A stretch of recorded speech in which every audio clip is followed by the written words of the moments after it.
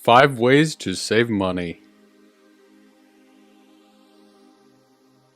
High yields accounts.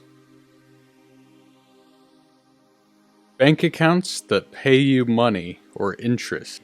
If you have checking and savings accounts already through your bank, you can move those to high yields accounts, which will earn you a % in interest, so it will make you money passively. Cooking or baking. Making meals instead of going out, so you can make a whole bunch of things for spending not very much money. This one only requires a handful of ingredients, and it could last you a week or more, depending on what you make. Multiple incomes.